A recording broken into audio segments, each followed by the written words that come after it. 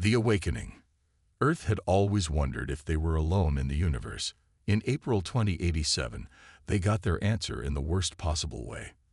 Commander Adam Wright stood rigid before the main view screen on Lunar Base Alpha, his weathered face illuminated by the pulsing red alert. The signal had appeared 90 minutes ago, a massive object decelerating at the edge of the solar system. "Analysis confirmed, sir," said Olivia Bennett, her fingers dancing across the sensor controls. "The object is artificial and approximately 30 kilometers in length." Adam ran a hand through his gray-streaked hair. "And they're not responding to hails." "No, sir, not on any frequency." The room fell silent as they watched the massive shape drift closer. Its surface was ridged with strange geometries that hurt the eyes if you looked too long. "Get me the Secretary General," Adam ordered. Within hours, every military force on Earth was at highest alert. The object, now designated Visitor 1, had taken up position beyond Mars orbit and remained silent despite all attempts at communication. 3 days later, the mining vessel Horizon made a discovery that would change everything. "Commander, you need to see this," said Olivia, bursting into Adam's office without knocking. The Horizon crew found something embedded in an asteroid in the Kuiper Belt. The hologram appeared above Adam's desk, a metallic teardrop about the size of a small car, covered in swirling symbols.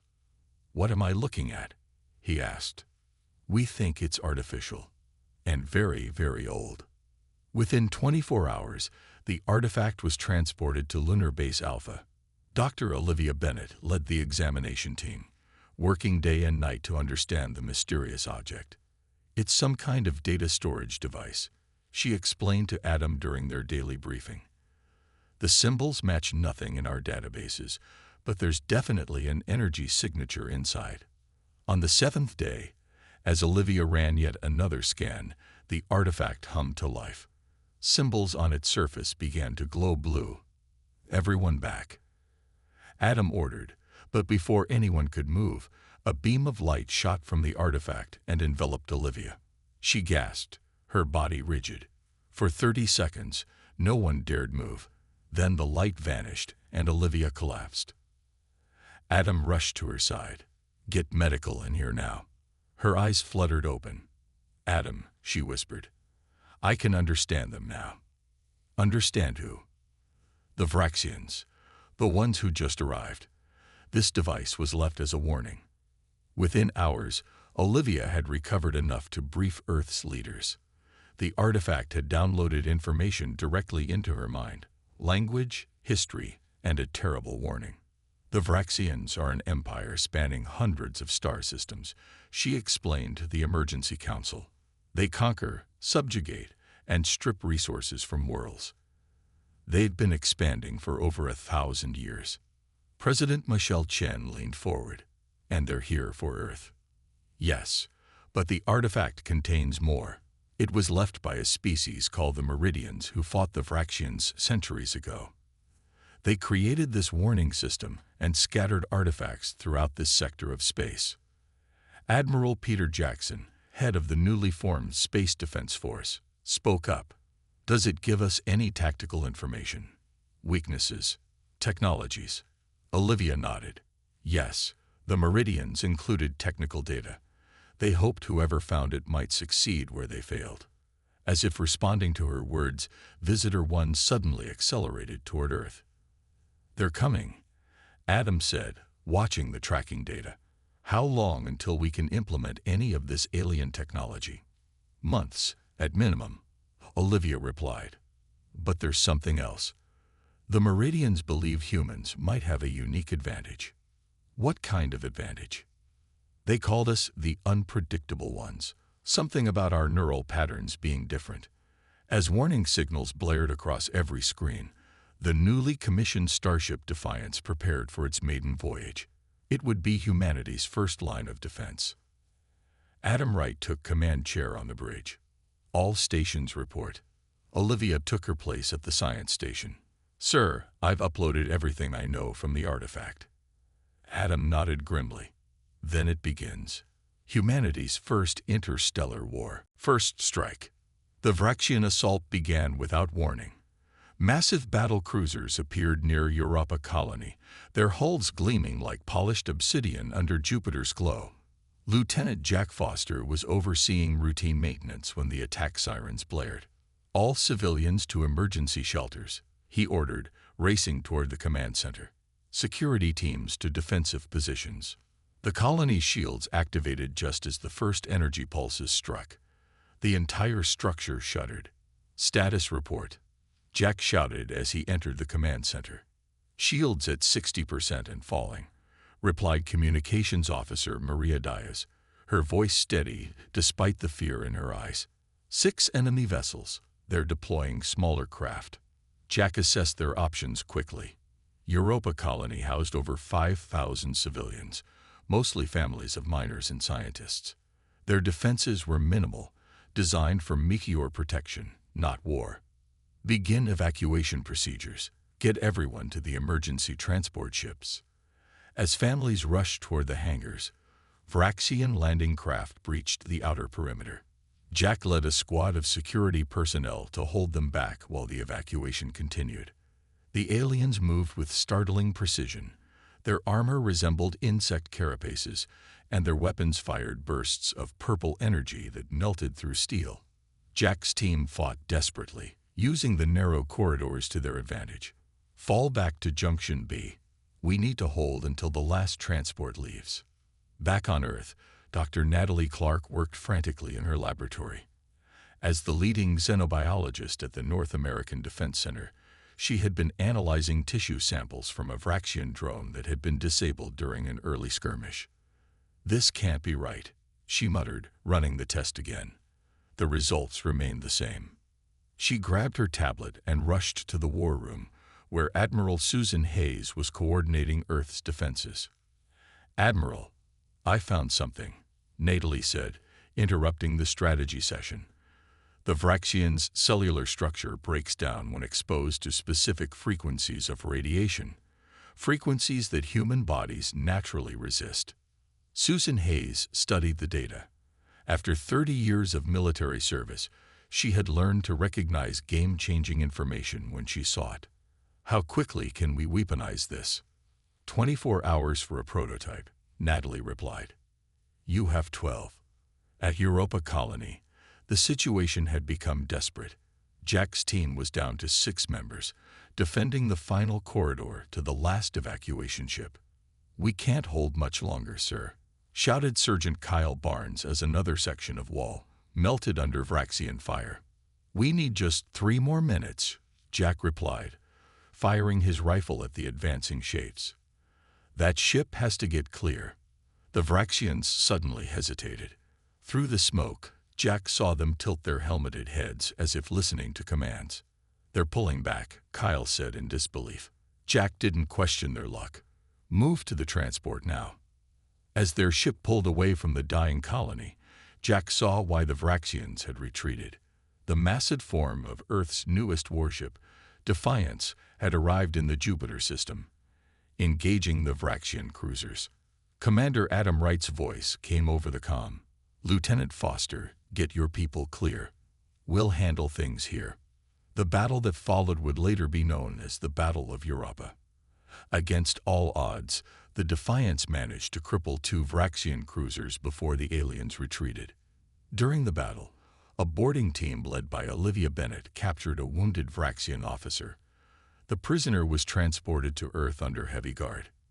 In the debriefing room at Earth Defense Command, Admiral Hayes addressed the assembled leaders.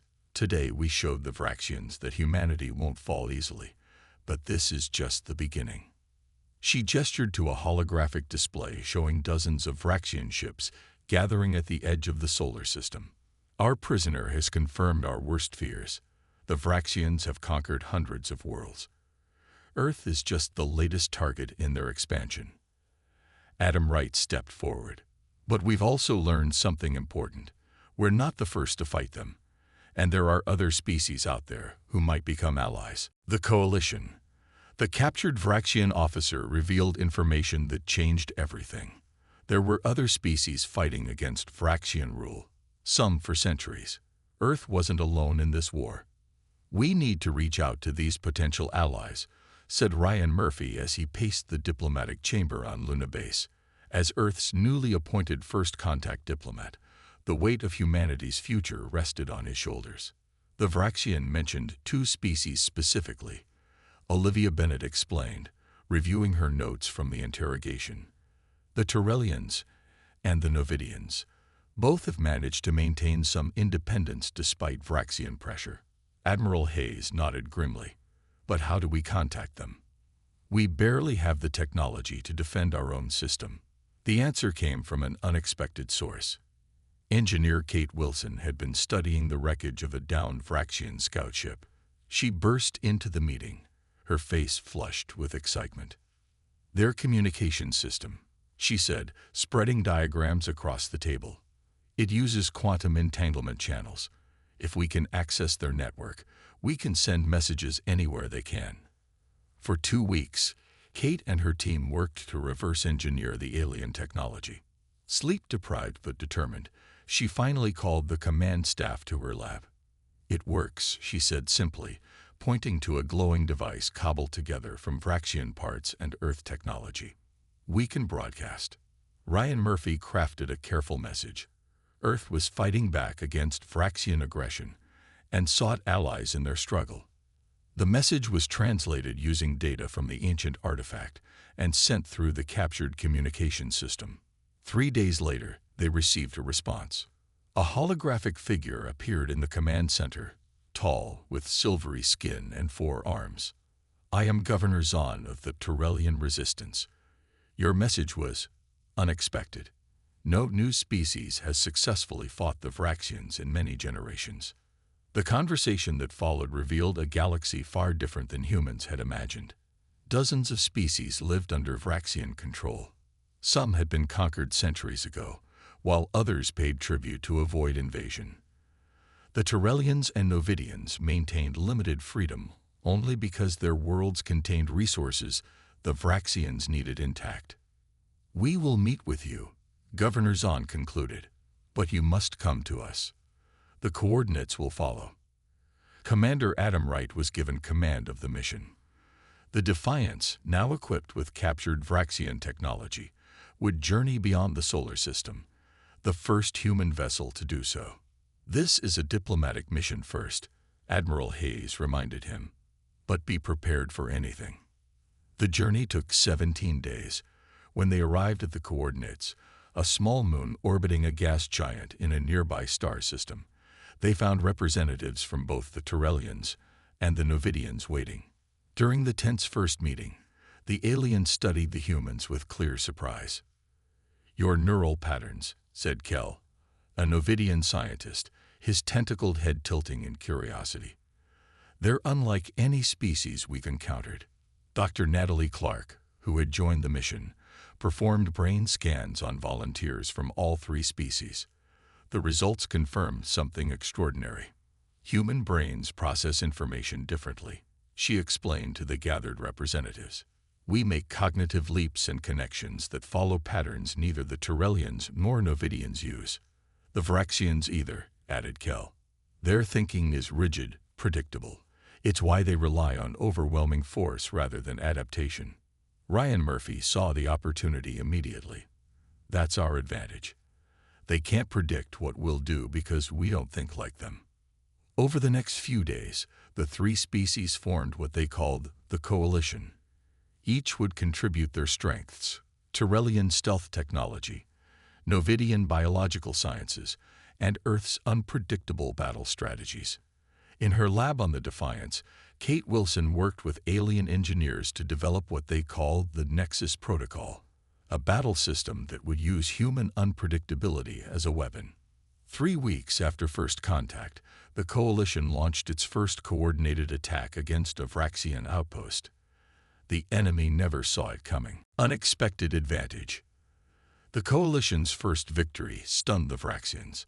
Their outpost fell in just 6 hours, with minimal Coalition casualties. More surprising victories followed as human battle strategies consistently confounded the enemy. "They simply cannot adapt to our tactics," Commander Adam Wright explained during a coalition leadership meeting. It's as if they've never encountered an enemy who fights the way we do. The Tyrellian governor Zahn flared his silver-skinned neck in what humans had learned was a sign of agreement. There is a reason for this. We believe Earth was intentionally isolated from galactic society. Silence fell across the room. What do you mean, isolated? Asked Olivia Bennett. The Novidian representative Kell unfurled a star chart. This region of space was declared forbidden by the elder races over 50,000 years ago. No species was permitted to contact your solar system. You're saying we were quarantined? Adam asked. Precisely, Zahn confirmed, though we never knew why. The records were lost when the Vraxians began their conquest. This revelation led to a new mission. If Earth had been deliberately isolated, there might be answers in the ancient archives on Centauri Prime, a world that had once been the center of learning before the Vraxians conquered it. Dr. Alan Parker, Earth's leading geneticist, joined the mission team. For months, he had been studying the differences between human DNA and samples from their alien allies. There's something unique about human genetics, he told Captain Lisa Rodriguez as their ship approached Centauri Prime. Our ability to adapt, our neural pathways, they're different on a fundamental level. The mission to the archives was dangerous. Centauri Prime was deep in Vraxian territory. Using Tyrellian stealth technology, Captain Rodriguez's team managed to land undetected and infiltrate the massive archive complex. What they discovered changed everything. Humans weren't just quarantined. Lisa reported back to Coalition headquarters, her voice tense with urgency. We were engineered. The ancient records revealed a stunning truth. Humans had been created by an even older species called the predecessors. Earth had been their laboratory, where they designed a species with unique cognitive abilities and genetic potential. The predecessors were fighting a war against something they called the Void, Dr. Parker explained as he studied the genetic data they'd recovered. They created humans as weapons, but something went wrong. The predecessors vanished before completing their work. The elder races had discovered Earth afterward, and frightened by what humans might become, quarantined the solar system. The quarantine had remained in place until the Vraxians began their conquest and destroyed the elder civilizations. This explains why humans process information differently, Alan continued. We were designed to be unpredictable, to find solutions no other species would conceive. But the archives contained more than just history. They included genetic codes and activation sequences the predecessors had planned to implement in their human creations. These sequences were never activated in our DNA, Alan said, eyes wide with possibility. They're dormant, waiting for the right trigger. Back at Coalition headquarters, the leadership debated the implications. Are you suggesting we activate these sequences? Admiral Hayes asked via secure transmission from Earth. We have no idea what they might do. The Vraxians are gathering their main fleet, Adam pointed out. They've recognized the threat we pose and plan to eliminate us completely. We need every advantage. After days of discussion, they made their decision. Dr. Parker would begin carefully activating specific dormant sequences in volunteer soldiers. The results exceeded all expectations. The enhanced humans demonstrated increased cognitive abilities, faster reaction times, and an intuitive understanding of predecessor technology that had previously been indecipherable. Captain Lisa Rodriguez led the first team of enhanced soldiers against a major Vraxian fleet at the Battle of Proxima. The Vraxian forces were decimated. As news of the victory spread through Coalition space, more humans volunteered for the enhancement process. The Vraxians, facing an enemy they couldn't understand or predict, began to lose ground for the first time in centuries. The sleeping potential of humanity had awakened, and the galaxy trembled. The warning. 3 star systems had been liberated from Praxian control in just 2 months. The momentum was with the Coalition forces. Humans, Tyrellians, and Novidians celebrated each victory, while dozens of previously subjugated species began reaching out, seeking to join their alliance. General Paul Martinez stood on the bridge of the Coalition flagship Intrepid, watching as his fleet surrounded the last Vraxian stronghold in the Rigel system. His enhanced eyes could detect details at distances that would have been impossible for a normal human. "They're deploying their reserve forces," Paul noted, pointing to distant flashes near the system's outer planets. "Just as we predicted. Since the activation of the predecessor genetic sequences, human military leaders had developed an almost supernatural ability to anticipate Vraxian tactics. It was as if they could see patterns in the enemy's movements that remained invisible to others. "All ships in position," General reported his executive officer. Paul nodded. "Initiate Fury Protocol." Across the Coalition fleet, enhanced human operators interfaced directly with their ship systems. The predecessor technology they had recovered allowed them to connect their minds to their vessels, turning the ships into extensions of their bodies. The battle that followed was unlike anything the galaxy had ever witnessed. Coalition ships moved with impossible precision, seemingly anticipating every Vraxian countermeasure before it happened. The entire Vraxian fleet was destroyed or captured within hours. As the dust settled, Paul received an urgent communication from Earth. "The Vraxians have responded to our victories exactly as we hoped," Admiral Hayes informed him. "Their high command has authorized full deployment of their central fleets. They're coming for Earth with everything they have." Paul smiled grimly. Then it's time for the final phase. For weeks, Earth scientists had been working with the activated predecessor technology to develop something they called the dimensional interface. The device would allow humans to perceive and manipulate aspects of spacetime that other species couldn't even detect. When the massive Vraxian armada arrived at the edge of Earth's solar system, they found not a desperate defense, but a waiting human fleet. "This is General Paul Martinez of the Earth Defense Force." He broadcast on all frequencies, the message translating automatically into the Vraxian language. "Your conquest ends here. Stand down your forces or face extinction." The Vraxian commander's response was predictable. Threats followed by the order to attack. "Activate the interface," Paul commanded. Throughout the human fleet, enhanced operators connected to their new devices. The effect was immediate and terrifying. Human ships seemed to flicker in and out of normal space, appearing where they shouldn't be possible, weapons firing from impossible angles. Several Vraxian ships attempted to activate similar dimensional technology they had captured from ancient ruins, but the results were catastrophic. Their crews went mad, their ships tearing themselves apart as the pilots lost all sense of spatial reality. What the humans had discovered was profound. The predecessors had designed the human mind specifically to comprehend dimensional complexities that drove other species insane. As the battle turned into a one-sided slaughter, Paul ordered a ceasefire. "This demonstration is complete," he broadcast. "The next communication from Earth will be sent to all species throughout the galaxy." Hours later, every communication device in known space received the same message. It showed Admiral Hayes standing before the United Earth government. "To all sentient species of the galaxy, for millennia, humanity was quarantined, feared for what we might become. Today, those fears are justified. We have awakened to our true potential and found that we possess abilities beyond any current galactic power." Her expression hardened. "To those who seek peaceful coexistence, we offer alliance.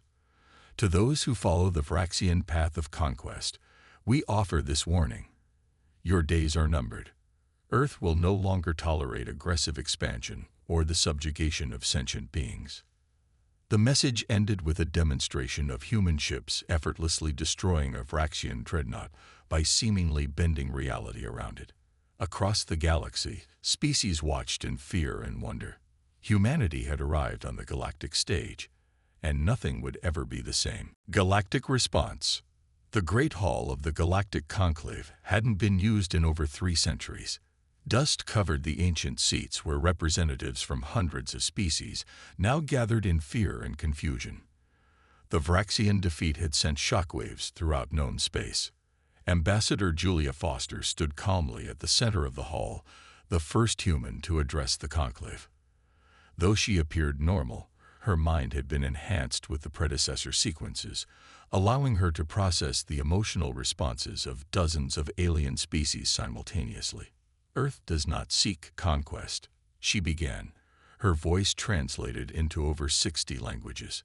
We seek a new order based on cooperation rather than subjugation. From the highest tier, a Meldorian elder raised his crystalline appendage. The Meldorians were among the oldest species still active in galactic politics. Your demonstration of power suggests otherwise, he said, his voice vibrating through the chamber. You destroyed a Vraxian dreadnought by warping reality itself. Such power cannot be trusted. Julia smiled slightly. Would you prefer we had allowed the Vraxians to continue their 1,000-year conquest? How many of your worlds fell to them while the conclave debated and did nothing? Murmurs spread through the hall. The Meldorians' crystal structure darkened in what humans had learned was embarrassment. The human makes a valid point, said a representative of the Calthi Cooperative. The Vraxians destroyed 3 of our colony worlds last cycle. No one came to our aid. For hours, the debate continued. Many species expressed fear of humanity's newfound powers. Others saw opportunity in alliance with Earth. The Vraxian representatives remained suspiciously silent until nearly the end of the session. We have listened to these falsehoods long enough, the Vraxian High Commander finally hissed, rising from his seat. Humans are abominations, genetic experiments abandoned by their creators. They should have remained quarantined. Before anyone could respond, the Vraxian pulled out a concealed weapon and fired at Julia. The energy bolt never reached her. It froze in midair, suspended in a bubble of distorted space-time. Julia hadn't moved. Behind her, physicist Eric Miller lowered his hand, the dimensional interface device on his wrist glowing softly. I believe this demonstrates the difference between humanity and the Vraxians, Julia said calmly. They resort to assassination when diplomacy fails. We choose to disable rather than kill. With a gesture from Eric, the energy bolt dissolved into harmless particles. Guards removed the Vraxian delegation, while Julia continued as if nothing had happened. Many of you fear what we might become. Let me explain why that fear is misplaced. Eric stepped forward. Humans are not evolving toward destruction, but toward understanding. The predecessors designed us to perceive what they called the full spectrum of existence. Our abilities are expanding not because we seek power, but because we're finally fulfilling our intended purpose. He activated a holographic display showing the complex dimensional mathematics that governed human enhancements. These equations demonstrate that human consciousness naturally stabilizes dimensional interactions. Where other species experience madness, we find clarity. The technical explanation reassured many of the scientifically advanced species. One by one, representatives began to pledge cooperation with Earth's new coalition.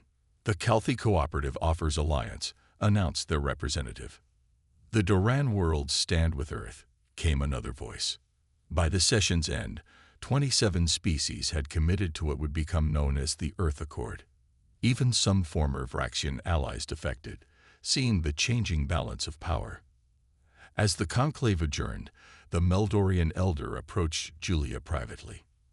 Your words were persuasive, human, but I am very old and have seen many rising powers claim peaceful intentions.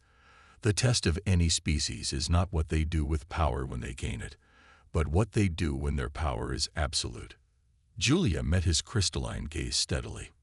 That is precisely why we came to the conclave, instead of simply imposing our will.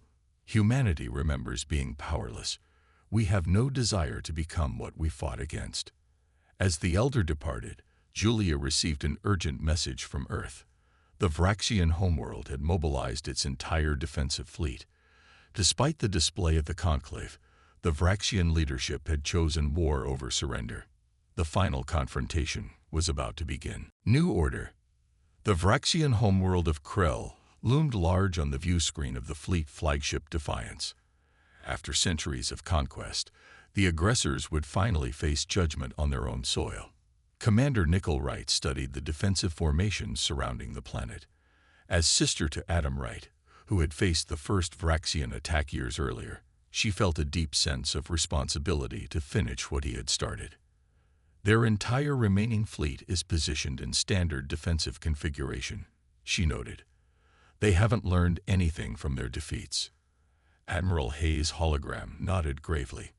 The diplomatic channels remain open if they choose to surrender, but intelligence suggests they'll fight to the end. They've had 1,000 years of victory, Nickel replied. They don't know how to accept defeat. The coalition fleet held position just outside weapons range. Representatives from 20 allied species waited on their ships, witnessing what they hoped would be the final battle of the Vraxian War. Final communication received from Krell, reported Communications Officer Ben Rivera. They refuse our terms and promise to destroy us or die trying. Nickel sighed. Very well. Prepare the Omega Protocol. Throughout the Coalition fleet, enhanced human operators connected to their dimensional interface devices. The technology had been refined significantly since its first deployment. What had once required entire teams could now be accomplished by a single enhanced human. All ships report ready, Commander, said Ben. Nickel opened a channel to all Coalition vessels. This is Commander Wright. Begin Phase 1 of the Omega Protocol. Remember your training. Dimensional shifts only. We want their ships disabled, not destroyed. The battle that followed defied conventional description. Human ships seemed to phase in and out of normal spacetime, appearing inside Vraxian defensive formations and disabling key systems before vanishing again. The Vraxians fired desperately at targets that were never where they appeared to be. From her command chair, Nicole coordinated the assault with calm precision. The enhanced connection between human operators created a battle network unlike anything seen before in galactic warfare. Within 3 hours, the entire Vraxian fleet had been neutralized without a single ship being destroyed. The way to Krell itself lay open. Begin Phase 2, Nickel ordered. Specialized coalition ships moved into position around the planet. Instead of weapons, they deployed massive dimensional stabilizers that projected a field around Krell.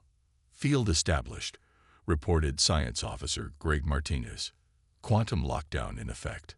The Vraxian planetary defense systems suddenly went offline as the dimensional field prevented the complex interactions their technology required. For the first time in their history, the Vraxians were completely defenseless. Nickel opened a channel to the planetary leadership. This is Commander Nickel Wright of Earth. Your military has been neutralized. Your defenses are offline. We could destroy your civilization with a single command. But unlike you, we do not seek extermination. You have 1 hour to surrender unconditionally. 52 minutes later, the Vraxian High Command transmitted their surrender. In the weeks that followed, representatives from all coalition species worked to establish a new galactic order. The Vraxians were disarmed but not destroyed. Their conquered territories were given independence or returned to their original inhabitants. Earth established the Galactic Protection Force, a peacekeeping organization with ships and personnel from all member species. Enhanced humans served as officers, their unique abilities allowing them to coordinate operations across vast distances. Ambassador Julia Foster addressed the inaugural meeting of the Galactic Council, which replaced the outdated conclave. Today marks a new beginning, she said. For too long, this galaxy has been ruled by the principle that might makes right. Earth's emergence has demonstrated that power must be balanced with wisdom. She gestured to the assembled representatives. The Human Enhancement Program will be available to selected individuals from all member species. We will share our technology and knowledge, but with one clear understanding. Any who use these gifts for conquest will face Earth's full response. As monitoring stations were established throughout known space, a final message was broadcast on all frequencies in all languages. It was brief but unmistakable.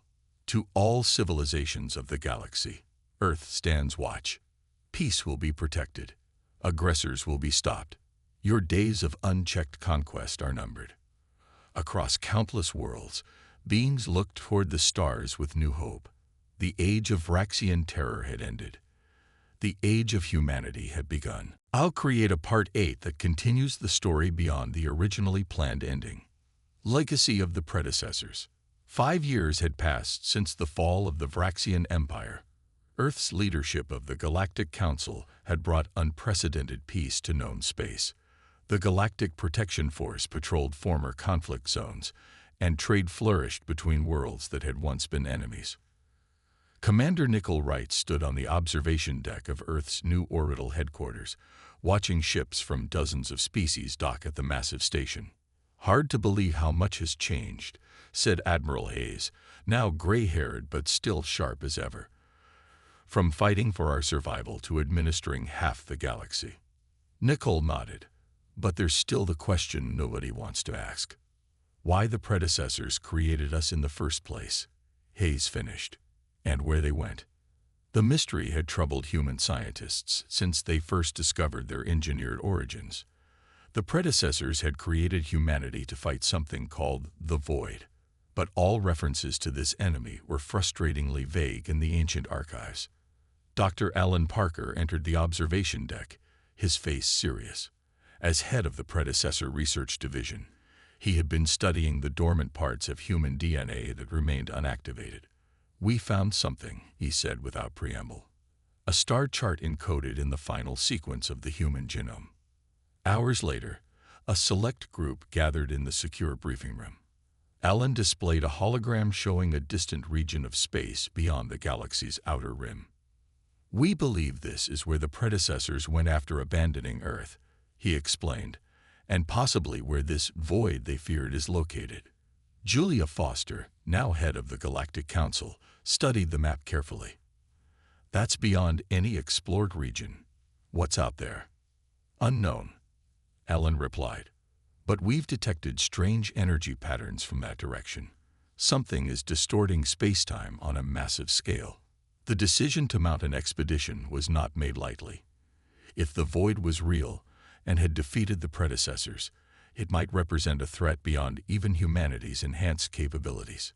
The ship Odyssey was built specifically for the mission, smaller than a battleship but equipped with the most advanced dimensional technology available. Its crew consisted entirely of enhanced humans led by Captain Greg Martinez, previously science officer under Nickel Wright. "Your mission is exploration only," Admiral Hayes instructed during the launch ceremony. "Find out what happened to the predecessors and what this void actually is. Do not engage unless absolutely necessary." The journey took 3 months, even with the Odyssey's advanced dry systems. As they approached the coordinates from the genetic star chart, the sensors began detecting anomalies. "It's like space itself is folding," reported Science Officer Laura Wilson. "I've never seen readings like this." They found the predecessor outpost on a small rocky planet orbiting a dying star. The structures were clearly designed for beings similar to humans, though larger in scale. Most importantly, they were intact, showing no signs of battle or destruction. They weren't defeated, Greg realized as they explored the abandoned base. They left voluntarily. In the central chamber, they discovered a message left specifically for humans, encoded in a format that only enhanced human minds could interpret. "Children of Earth," Laura translated, her voice hushed with awe. "If you have found this place, then our experiment has succeeded.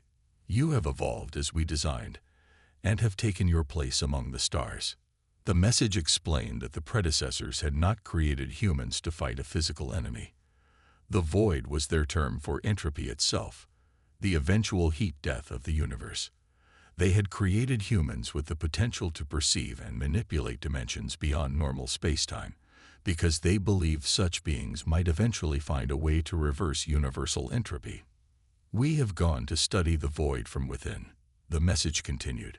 "When you are ready, you may join us. The gateway remains open."